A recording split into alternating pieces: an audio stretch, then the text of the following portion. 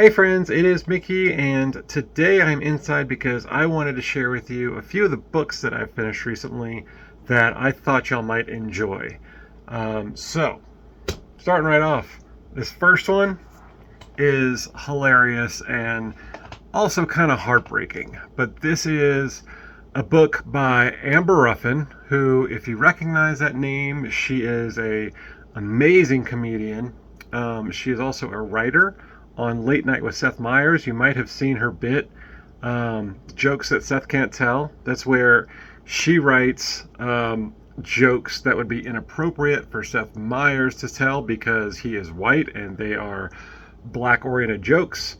And they also have another writer on there who is a lesbian, who, same concept, Seth shouldn't tell, but she tells them as well. Anyway, more to the point of this book, You'll Never Believe What Happened to Lacy by Amber Ruffin and her sister Lacy Lamar is amazing. I loved it and I had a hard time putting it down. The gist of it is that they grew up in Omaha, Nebraska, where surprisingly there is still racism. And so this book is a collection of all sorts of racist things that happen mainly to Lacy. Apparently, Lacy is a magnet for racist things happening to her. And it's written very fun. It's sort of like you're just in on a conversation and you're getting in on the gossip. And it is very enjoyable, but also heartbreaking. I was not even 25 pages in, and I wanted to give Lacy a giant hug because it is tragic. But the plus side is that it's written by a comedian, so it is also very funny.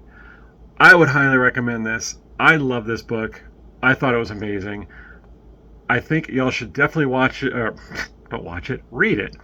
I will say, if you don't have much empathy for people that are not white, this book might actually cause you to have some empathy for people unlike yourself.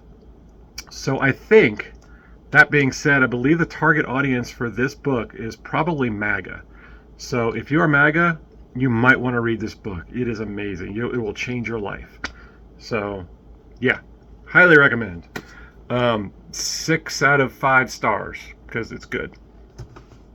The next one is Light from Uncommon Stars by, I don't know if I'm going to pronounce this right, but Rika Aoki. I hope so. I'm sorry if it's not pronounced right. But this is a fun book. So the last one was nonfiction. This one is fiction, I think. It is about a trans girl who is a child prodigy on the violin, and she runs away from home because her household's a little abusive.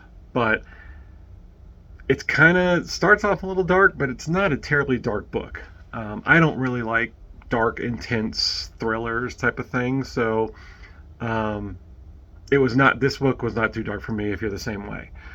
But when she runs away, she meets the Queen of Hell, who is after people's souls. And you might think, oh, that sounds religious. But then she befriends aliens from another planet that have set up shop in a donut shop. So it's very quirky, it's very good, and it all feels oddly grounded in reality. I loved this book. When I get in my bed to go to read every night, I was looking forward to this book because I just wanted to see where it was going. It does a great job at just sort of stringing you along while also furthering the plot and the character development, and it's wildly entertaining, and I loved it. I'm gonna give this book 7 out of 5 stars because it was awesome. And then there's this book, Love Lives Here. This is a true story. This is nonfiction by Amanda Jette. Amanda Jette Knox. Knox is her last name. I was trying to pronounce her middle name. I'm guessing it's French because they're in Canada. But this is a true story. This is a real person you can look up. She became famous when she discovered that her son is trans. Then she found out her husband, wife, was trans as well. So all of a sudden, this person who had a really rough childhood and who just wanted to be a stereotypical, picture perfect mom and wife, their lives were turned upside down twice. And their lives were turned right side up, I should say, twice. If you can do that, which you can, because they did it in this book. Anyway, this book is phenomenal. It is beautifully written. It is, I literally had a hard time putting this one down. Like, I stayed up later than I usually did to finish reading this book, and I plowed through it. This book is a very entertaining read. If you are interested in trans rights at all, or you know someone who's trans, anything like that, and you want to get a better look into their lives, this book sheds a lot of light. It's written by someone who is not trans, but having two trans people in her family. This one was very well written, and I would give this one 11 out of 5 stars because it was just that good. Do I ever give books that are below 5 stars? Yeah, there's been a few.